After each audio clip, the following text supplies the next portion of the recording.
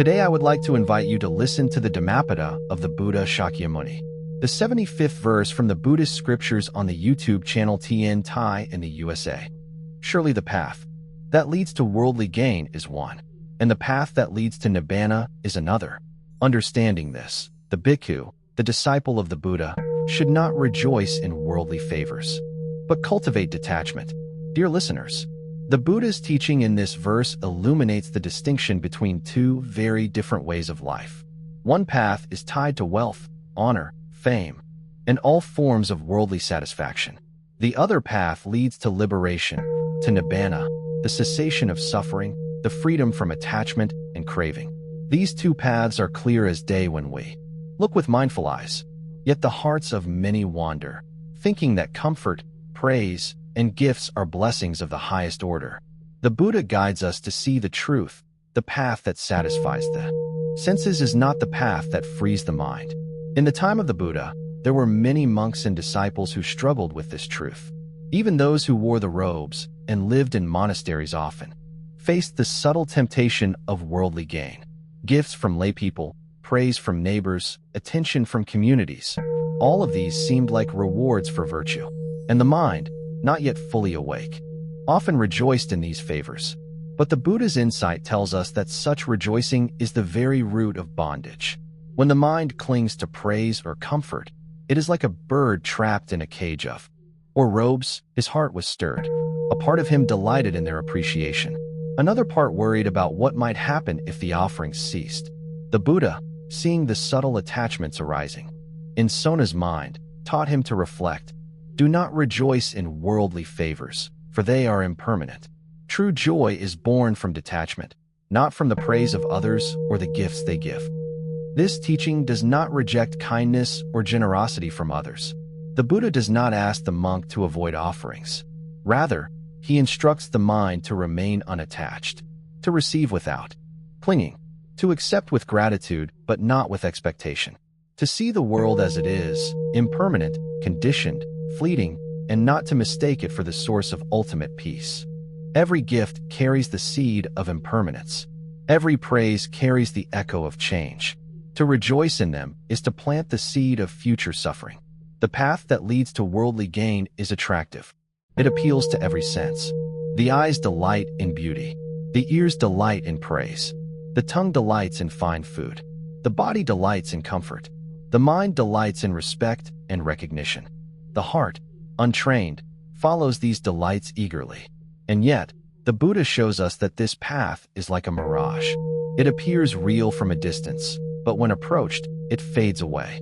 To walk this path is to wander endlessly in desire, chasing shadows that cannot satisfy. In contrast, the path to nibbana requires courage. It requires mindfulness and vigilance. It asks the bhikkhu to look beyond appearances, to see the impermanence of all conditions, to understand that attachment is the root of suffering and detachment is the gate to freedom. When the mind cultivates detachment, it experiences a joy that is unshakable, unconditioned, and profound. The peace that arises from detachment is not dependent on others, on gifts, or on worldly recognition. It is the fruit of inner freedom. The Buddha teaches that even small pleasures in the world, if clung to, can block progress. A monk may be praised for his eloquence, honored for his service, or adored for his meditation. Yet if he rejoices in this, he has taken a step away from nibbana. The wise mind recognizes praise and honor as temporary shadows. They do not allow themselves to be carried away. Instead, they cultivate detachment in every action, every thought, every moment of life. This is the discipline of the heart that leads to liberation. Sona, observing the Buddha's teaching, began to practice detachment with mindfulness. When offerings came, he accepted them with a bowed heart, but without attachment. When laypeople praised him, he smiled silently, remembering the impermanence of all things. In this way, his mind became steady. He began to taste the unshakable joy of freedom, a joy not dependent on praise, gifts, or worldly gain. Slowly, his attachment loosened like ice melting in the sun. He began to walk the path of nibbana with lightness and clarity. The Buddha's guidance for all bhikkhus is consistent. See the difference between the path of the world and the path of liberation. The worldly path promises satisfaction, but delivers only temporary pleasure and eventual suffering. The path to Nibbana may seem austere, yet it leads to enduring peace, limitless compassion, and complete freedom from craving. To discern these paths is wisdom itself. To choose detachment over attachment is courage itself. Detachment is not coldness. It is not rejection of life. Rather, it is the understanding that all things are impermanent, conditioned, and interdependent. To cultivate detachment is to love without clinging, to serve without expectation, to live fully without grasping. When the bhikkhu practices in this way, every step becomes meditation, every breath becomes insight, every moment becomes liberation. Worldly favors, though often intended as kindness, are also tests of the heart. When one receives recognition, one sees the depth of attachment in one's mind. When one is praised, one observes the subtle arising of ego. When gifts are offered, one notes the desire to possess. To rejoice in any of these is to feed the fire of self. To cultivate detachment is to see clearly, to smile, and to remain at peace. The Buddha's verse, therefore, is a gentle warning and a profound guide.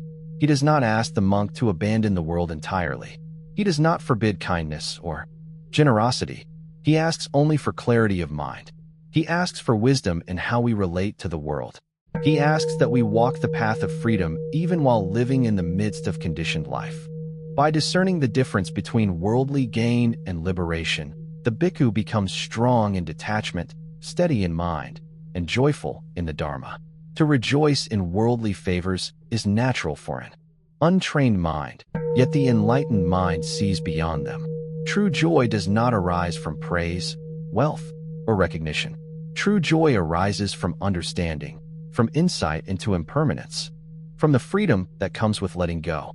The disciple who understands this cultivates a heart like still water, undisturbed by waves of praise or criticism.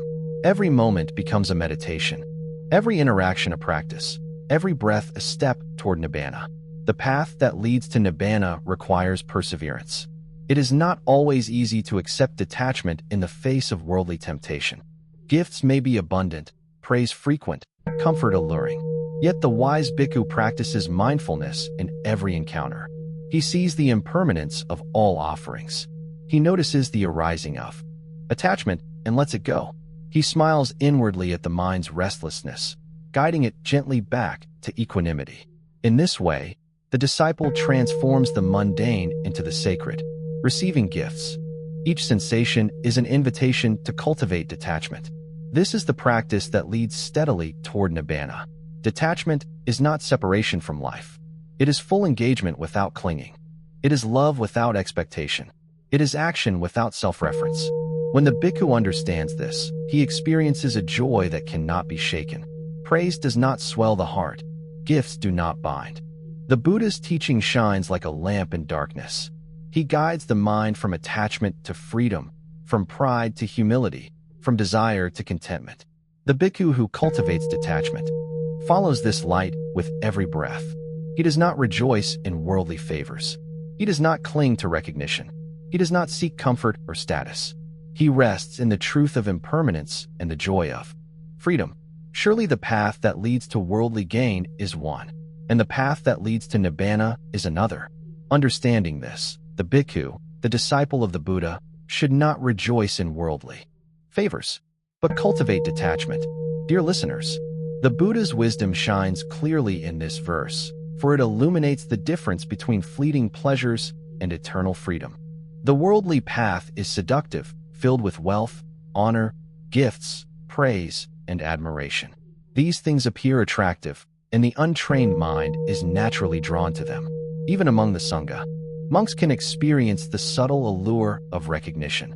A gift received, a kind word spoken, a community's praise, all can stir attachment, leading to craving and eventually suffering. This is why the Buddha instructs the bhikkhu to cultivate detachment. The story of the bhikkhu Sona illustrates this truth vividly. Sona practiced diligently and observed the precepts carefully. Yet when villagers offered him food, robes, and other favors, he felt his heart flutter with delight. praise from neighbors, acknowledgement from fellow monks, gifts from the laity. All these seemed like signs of merit and virtue. And yet, in his heart, attachment was growing. The Buddha, seeing this subtle clinging, guided Sona to reflect, "Do not rejoice in worldly favors, for all things are impermanent. Rejoice instead in detachment, for it leads to freedom." This teaching is profound. Receiving gifts or praise is not wrong in itself. The fault arises when the mind clings to them. When one begins to identify with the recognition, every gift, every honor, every favor is impermanent. The more one rejoices in them, the more one is bound to impermanence. To rejoice in worldly things is like drinking salt water. The thirst only grows stronger. The path to nibbana requires seeing beyond appearances, beyond temporary satisfaction, to the unshakable joy of inner freedom. Worldly gain tempts the senses and excites the mind. The eyes delight in beauty, the ears in praise, the body in comfort, the mind in recognition. The fool follows these temptations eagerly, with awareness and gratitude, but without attachment. This is the cultivation of detachment, the art of being fully present yet not clinging. Detachment is not rejection. It is engagement without grasping. When the bhikkhu practices in this way, he transforms the ordinary into the sacred. Receiving a gift becomes an act of mindfulness. Hearing praise becomes a practice of understanding. Worldly favors are tests of the heart. When praised, the mind may swell with pride. When offered a gift, the heart may tighten in grasping. When recognized, attachment can arise subtly. To rejoice in these things is to plant seeds of future suffering. To cultivate detachment is to see them clearly, smile inwardly, and remain free. This is the practice of discernment and wisdom. Even the greatest monks in history have faced these temptations. The Buddha himself, surrounded by devotees offering gifts, never clung to their praise or their offerings. He accepted with and liberation. The path that leads to nibbana is challenging, yet immensely rewarding. It requires perseverance and mindfulness. It asks the bhikkhu to look deeply at every experience, to see the impermanence and interdependence of all phenomena, to recognize that every gift, every praise, every worldly comfort is a conditioned phenomenon, transient and ever-changing. Under the morning sun, joy arose, not from the world, but from the deep understanding of truth. The Buddha's guidance teaches that the bhikkhu must always discern between fleeting satisfaction and lasting liberation. Worldly favors are temporary. Nibbana is eternal. Worldly recognition brings only temporary joy. Detachment brings unshakable bliss. The disciple who rejoices in detachment becomes a lamp in the darkness, a guide to others, a being of peace in a world of impermanence. Detachment allows the heart to be spacious. It allows the mind to be clear. It allows the disciple to act with compassion, to speak with kindness, to live with wisdom. No praise can inflate the heart. No gift can bind it. No worldly favor can disturb it. The mind remains serene, like a calm lake, reflecting the moon. Dear listeners, let us reflect on this teaching. In our own lives, we encounter praise, recognition, comfort, and attention. It is natural to feel pleased. Yet the Buddha calls us to see deeper, to notice the subtle arising of attachment, to practice letting go, to cultivate the joy of detachment, which leads to freedom, peace, and the end of suffering. The disciple who practices in this way understands that the path to nibbana is distinct from the path to worldly gain. One leads to craving, one leads to liberation. One binds the mind, one frees it. One gives temporary satisfaction, one gives unshakable joy. The wise bhikkhu chooses the path of freedom, even while engaging fully with life. As we walk this path, may we remember the Buddha's words: do not rejoice in worldly favors. Cultivate detachment. Receive with gratitude. Act with mindfulness. Live with wisdom. Let the heart remain light, the mind serene, the spirit free. In every moment, in every action, in every interaction, practice the joy of detachment. This is the path that leads to nibbana. This is the path that leads to awakening. Thank you for watching my video. DHAMMAPADA. I wish to bring this merit towards all disciples and sentient beings, all of whom will attain Buddhahood. Remember to like, share, and subscribe to my YouTube channel. I really appreciate your time.